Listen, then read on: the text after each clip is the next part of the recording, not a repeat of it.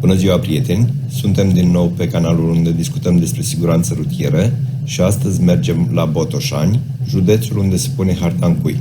Șeful Serviciului de Poliție Rutieră este comisar șef Orhei Teodor sau Teodor Orhei. Care e numele și care e prenumele? Că am observat prin documentele pe care le semnați că nu prea știți ce înseamnă prenume, adică numele apelat și care se utilizează conform prepoziției pre înainte de numele de familie. First name, last name. Dar asta e mai puțin important. Importantă e activitatea voastră de specialiști în siguranță rutieră pentru care ați fost pregătiți și sunteți plătiți din taxele și impozitele contribuabililor. Ce găsim în presă despre activitatea acestui ilustru imbecil?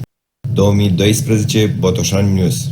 Un agent de la Poliția orașului Darabani a intrat luni cu mașina într-un autoturism. În intersecția respectivă, polițistul nu a redus viteza, mașina acestuia lovindu-se față în față cu un autoturism condus de o șoferiță de 23 de ani. Comisarul șef Teodor Orhei, care a fost la fața locului pentru a instrumenta cazul, susține că vina este comună, pentru că șoferița nu a acordat prioritate. Serios? Ce prioritate să dea șoferița, mai dobitocule? Din imaginea publicată de Botoșani News se poate vedea că șoferița nu avea contact vizual cu mașina de poliție, condusă de un alt dobitoc, care crede că cașcheta și girofarul îl fac imun. Știu că mulți vor spune că reglementarea din codul rutier precizează că trebuie să acorzi prioritate de trecere autospecialelor.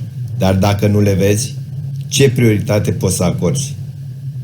Un alt dobitoc a putut să pună în codul rutier prioritatea absolută de trecere pentru autospeciale, neînțelegând nimic din legile fizice. Peste tot în lume, aceste autospeciale au prioritate, dar doar după ce echipajul s-a asigurat că se poate deplasa în siguranță, fără să provoace accidente. Ăsta este un accident provocat de polițist. Dobitocul cu girofaruri mergea cu cel puțin 30-40 de km la oră. Asta înseamnă că a intrat în intersecție cu aproximativ 10 metri pe secundă. Din momentul în care șoferița a văzut girofarurile, i-a luat și ei o secundă, deci a pierdut cel puțin 10 metri pentru a apăsa pedala de frână. Și voi, idioților, i-ați pus în cârcă o culpă pe care nu o avea. Săraca femeie v-a crezut. Nici măcar nu și-a pus întrebarea de ce dobitocul cu girofar și caschetă a intrat pe contrasens. Hai să vedem locul accidentului pe hartă.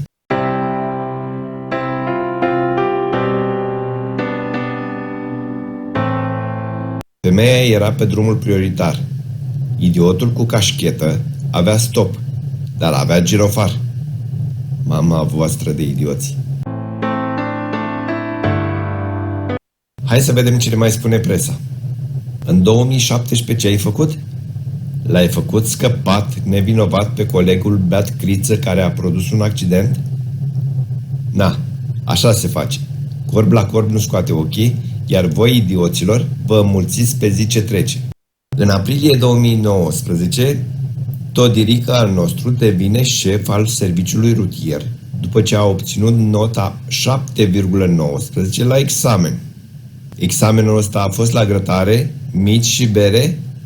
Întreb și eu, că Todirică nu prea înțelege lucruri despre siguranța rutieră și mergem în municipiul de reședință de județ să vedem ce grozăvii a avizat acest impostor. Intrăm în Botoșani pe European 58 dinspre Suceava. Voi vedeți indicatoarele care ar putea fi instalate pe partea dreaptă a drumului? Nu? Nici eu. Așa că îmi continui deplasarea cu 100 de km la oră, viteza legală pe un drum european. Ocolesc cu arul și intru în acest sens giratoriu cu 27,8 metri pe secundă, pentru că n-am știut că urmează un sens giratoriu pe un drum european. Iar la intrarea în sensul giratoriu, 0. Niciun marcaj, niciun indicator. Todirică, ești fericit cu cifrele? Numai din 2019, de când ești tu șeful nesiguranței rutiere din Botoșani, ai 129 de morți și 2063 grav răniți, fără să știm câți au fost în 2023. De ce mai stai pe funcție, măi, imbecilule? Câți oameni ți-ai propus să omori? Bă, eu știu că dacă nu mă pricep la ceva, nu mă bag. Nu mă apuc de treabă. Ție-ți place? Cu epoleți, cu cașchetă, cu onoruri de la subordonați, doar că dai în gropi. Pentru cei din dreapta, ce vin din strada Pacea, pare să existe indicator sens giratoriu și cedează, dar doar pentru cei din banda 1. Marcaje, pauză. Pentru cei ce ies din Botoșani, la fel.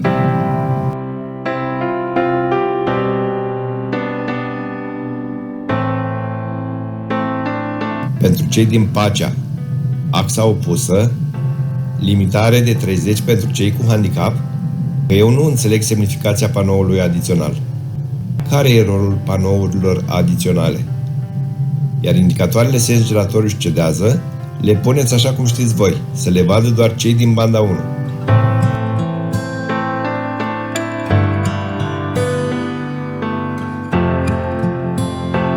Strada Cuza-Vodă.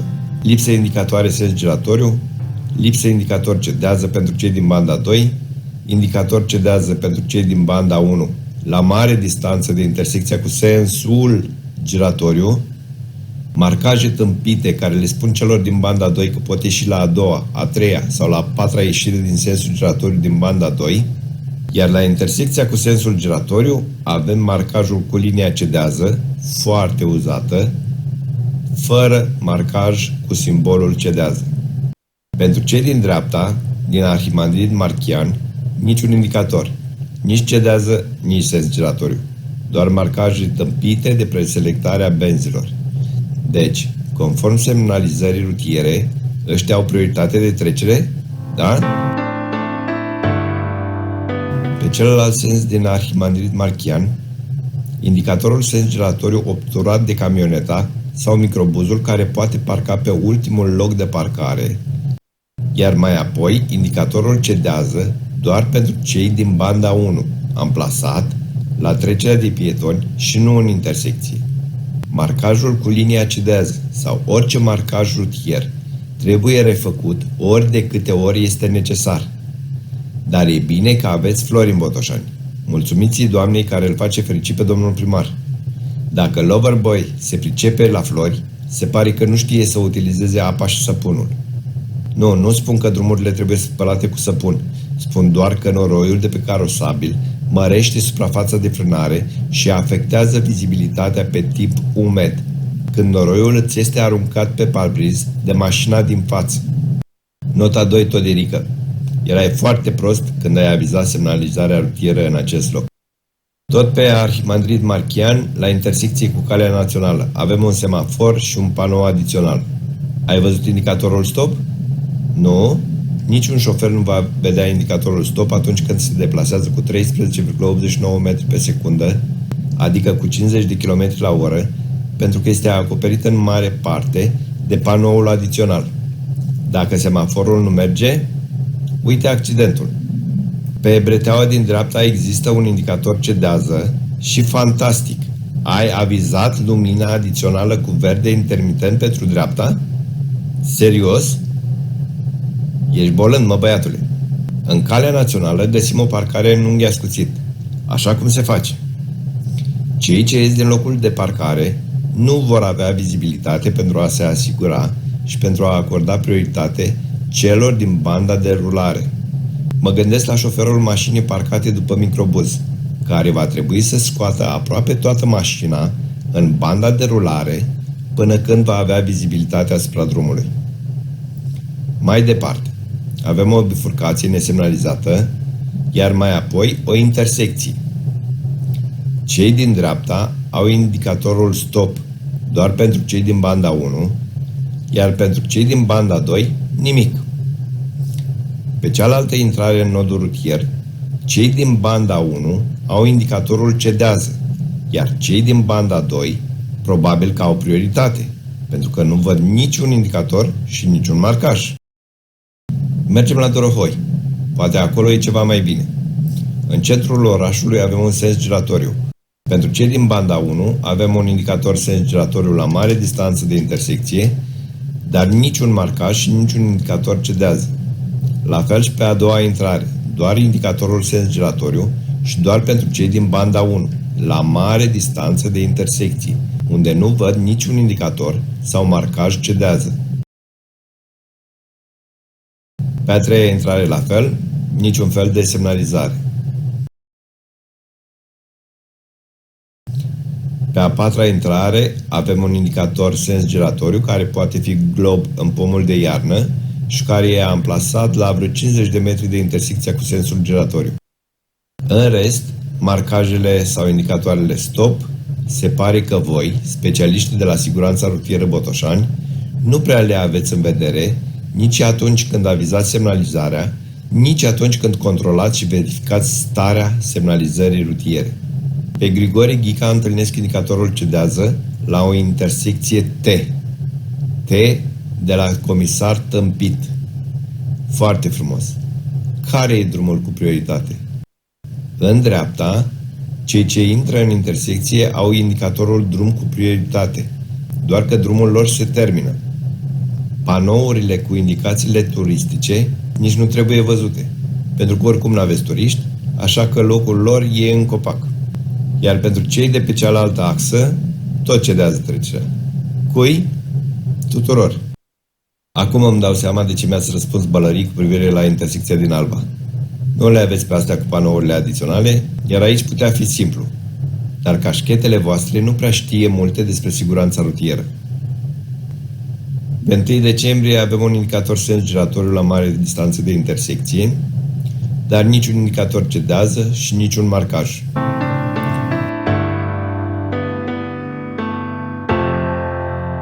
Pe a doua intrare în sensul giratoriu, la fel. Indicator sens giratoriu la mare distanță de intersecție, dar niciun indicator și niciun marcaj cedează. Pe a treia intrare, la fel.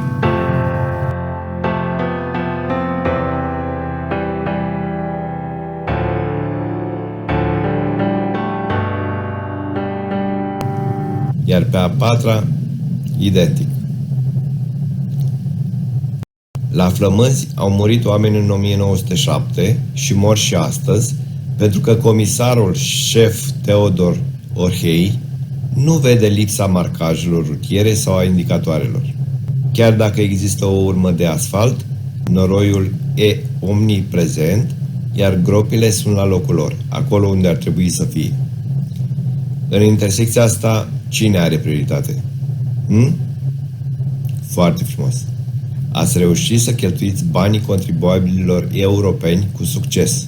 Rezultatul se vede. Cuvintele sunt de prisos. Dar aici, în această intersecție, cine are prioritate? Ăștia ce intră de aici par să aibă prioritate. Ăștia din dreapta au un indicator stop. Ăștia și ei au stop.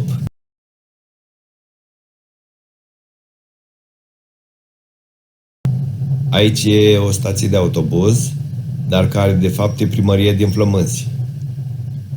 Și au și ăștia prioritate în lipsa indicatoarelor. Săraci oameni, sunt prea flămânzi ca să afle ce înseamnă marcajele rutiere. Pentru cei de la rutieră, citiți în descriere obligațiile și responsabilitățile pe care le aveți. Nu le mai redau în video. Deci a fost solicitat la producerea unui accident de s-a produs un accident de circulație în localitatea Brecuiești. Din primele verificări, rezultă că evenimentul rutier s-a produs pe fundul vitezei de deplasare. În autoturism se aflau 3 persoane, din care pasagerul din dreapta față este vătămat corporal ușor. Facem verificări pentru a vedea din ce cauză s-a produs accidentul. Șoferul a băut? Nu, conducătorul auto nu se afla sub influența băuturilor alcoolice, este din altă zonă a județului și nu cunoștea drumul. Este din altă zonă a județului și nu cunoștea drumul. Este din altă zonă a județului și nu cunoștea drumul. Măi, dobitocule, șoferii nu trebuie să cunoască drumul pentru a se deplasa în siguranță, pentru că voi sunteți responsabili de semnalizarea rutieră, care înseamnă comunicare. Comunicarea dintre administratorul drumului și participanții la trafic, șoferi și pietoni, precum și comunicarea între participanții la trafic. Lipsa de comunicare, comunicarea defectuoasă, comunicarea contradictorie sau comunicarea prea subtilă duce la conflicte și cel mai adesea la accidente, datorită faptului că mulți dintre participanți la trafic nu vor înțelege sau nu vor percepe la timp mesajul și asta echivalează cu lipsa de comunicare. Comunicarea trebuie să fie fermă, clară, ușor de înțeles de oricine, indiferent de gradul de pregătire și sau de educație, abilitățile individuale, viteza de reacție, gradul de atenție și concentrare, care pot diferi de la un individ la altul și care poate fi afectat atât de factori psihologici, precum dispoziția, problemele familiale, sociale sau profesionale ale individului, cât și de factori naturali, precum vremea, clima, ora din zi și așa mai departe. Peste jumătate dintre aceste evenimente se produc datorită semnalizării rutiere lipsă, confuze sau contradictorii, iar voi nu pare să știți pe ce planetă sunteți. Epoleții și gradele voastre nu valorează 2 bani atâta timp cât sunteți niște criminali. Voi contribuiți la cifrele statistice zi de zi prin prostia și îngânfarea voastră. Sunteți niște impostori care n-aveți ce căuta în poliție. Accidentul despre care povestești este produs și din vina ta, pentru că tu, constructorul și administratorul drumului, probabil că ați împărțit șpaga și vă doare în cur de siguranța oamenilor. Prin puterea pe care ți-o conferă legea, poți ajunge chiar și până la închiderea drumurilor, dacă acestea nu corespund din punct de vedere al siguranței traficului. N-ai aflat asta, nu? Cine își face treaba și îi se recunoaște treaba. Cine nu, când greșește, este investigat procedural, pe lege și sancționat procedural și pe lege. Domnul ministru, cât îi mai țineți pe proștii ăștia în funcții? Îndată se face anul, domnul ministru. Câți oameni trebuie să mai moară? Sau morții sunt buni la alegeri? Asta a fost pentru azi. Abonați-vă la canal, pentru că voi continua să-i demați pe acești impostori care vă pun viața în pericol, zi de zi, pe orice drum din România. Să ne auzim cu bine, fără evenimente.